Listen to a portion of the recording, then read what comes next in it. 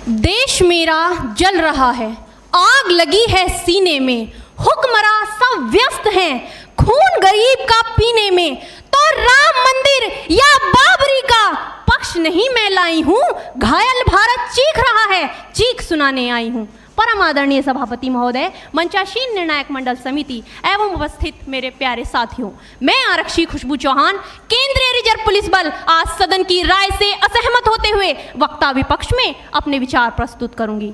महोदय, दर्द हद से तब गुजरने लगता है जब मेरी आंखों के सामने ताज, पुलवामा, छत्तीसगढ़ में शहीद हुए जवानों के शत विशत अधजले शरीर के टुकड़े, रेत के टीलों से ऊपर जाती लाशों के ढेर और कश्मीर की खून से सनी लाल रंग की सड़कों के दृश्य सामने आते हैं। उस पर मेरे प्रतिपक्षी महोदय का कहना ये कि मानवाधिकारों की अनुपालना करते हुए देश से उग्रवाद और आतंकवाद को समाप्त किया जा सकता है। महोदय, अब तो हमारा तिरंगा झंडा भी हमसे ये पूछने लगा है कि क्या बात है भारत, आजकल फहराने से ज्यादा मैं कफन में दफनाने के क्यों काम आ रहा हूं। महोदय, हृदय तो उस दिन फट गया जब बूढ़ी माँ अपने बेटे के चिथड़ों को देखकर बोली कि साहब, आप तो भर्ती में 1 इंच भी कम नहीं लेते, मैं आधा शरीर कैसे ले लूं।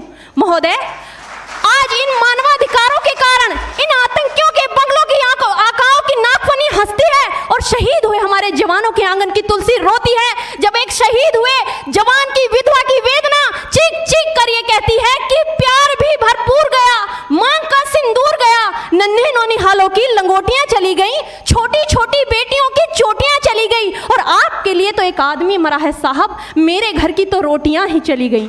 महोदय, किसी भी युद्ध को जीतने के लिए पहल करना सबसे ज्यादा आवश्यक है, क्योंकि इतिहास गवाह है कि पहल करके बड़े बड़े युद्धों के परिणाम बदल दिए गए हैं। परंतु आज मानवाधिकारों के कारण हमारे देश के जवान इस कदर बंधे हुए हैं कि अपनी ड्यूटी पर खड़े होकर भी वो आज पहल करने से डरते हैं, क्योंकि महोदय भविष्य में उन्हें कटघरे में खड़े होने का डर सता रहा होता है।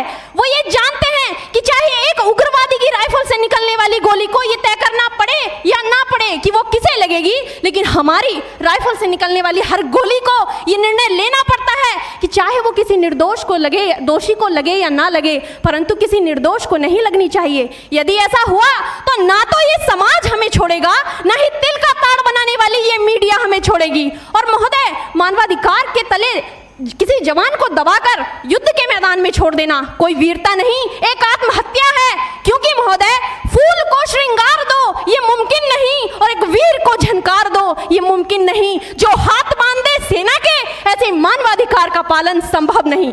महोदय, आज सत्यनिष्ठा के मार्ग पर चलते हुए भी हमारे देश का जवान इन आतंकवादियों, इन पत्थरबाजों से डरता है, क्योंकि वो जानता है कि उसकी राइफल से निकलने वाली गोली अगर टारगेट को हिट नहीं भी करेगी तो भी 400 मीटर तक जाएगी, और यदि इस बीच वो किसी निर्दोष को लग गई तो महोदय हमें अपनी नौकरी से हाथ तक धोना पड़ सकता है। और महोदय, अपनी नौकरी को बचाने की खातिर एक जवान आज ये सोचता है कि चाहे सांप मरे या ना मरे, परंतु लाठी नहीं टूटनी चाहिए, क्योंकि आज हमारे देश के हालात कुछ ऐसे हो गए हैं कि चिरागों को हवाओं में उछाला जा रहा है, हवाओं पर भी रोब डाला जा रहा है। अरे हम ही तो बुनियाद है आंतरिक सुरक्षा की, और आज हमें ही नौकरी से निकाला जा रहा है। महोदय, जब पुलवामा में 44 जवान शहीद हुए, छत्तीसगढ़ में 76 जवान शहीद हुए, तो कोई भी मानवाधिकार की दुहाई देने वाला हमारे पक्ष में आकर खड़ा नहीं हुआ। परंतु जब जेएनयू विश्वविद्यालय में एक देशद्रोही के द्वारा भारत तेरे टुकड़े होंगे, अफजल हम शर्मिंदा हैं जैसे देशद्रोही नारे लगते हैं, तो सारे मानवाधिकार के ज्ञाता आकर उसके पक्ष में खड़े हो जाते हैं। तभी तो क्या कहा था उस देशद्रोही ने कि तुम एक अफजल को मारोगे, हर घर से अफजल निकलेगा। तो मैं भारत की बेटी अपनी भारतीय सेना की तरफ से आज ये ऐलान करती हूँ कि उस घर में घुसकर मारेंगे जिस घर से अफजल निकलेगा, वो कोख नहीं पलने देंगे जिस कोख से अफजल निकलेगा। उठो देश के वीर जवानों, तुम सिंह बनकर दहाड़ दो और एक तिरंगा झंडा उस कन्हैया के सीने में गाड़ दो। महोदय, अंत में अपनी वाणी को विराम की ओर ले जाते हुए मैं सिर्फ इतना ही कहना चाहूंगी कि मुझे अफसोस है अपने देश की न्यायिक प्रक्रिया पर, जहां आज भी रात के 12 बजे अजमल कसाब जैसे आतंकी के लिए सर्वोच्च न्यायालय के दरवाजे खोल दिए जाते हैं। ऐसे देश से मानवाधिकारों की अनुपालना करते हुए आतंकवाद और उग्रवाद से कभी नहीं निपटा जा सकता। मानवाधिकार के नाम की दुहाइयां देने वालों, सीमा पर लड़ा नहीं जाता, चरखों से शोलों के आगे रामायण पढ़ी नहीं जाती, सीमा पर गोलों के आगे। धरती के घोर कुहासे को एक सूरज ही हर सकता है, क्योंकि की एटम बम से रक्षा केवल एटम बम ही कर सकता है। जय हिंद, जय भारत।